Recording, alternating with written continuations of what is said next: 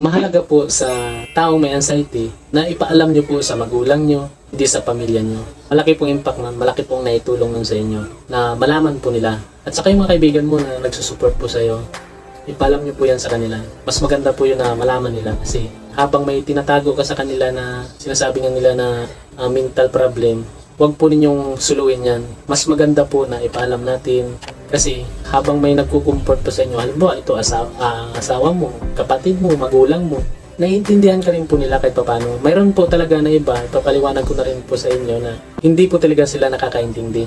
Hindi ka nila naiintindihan.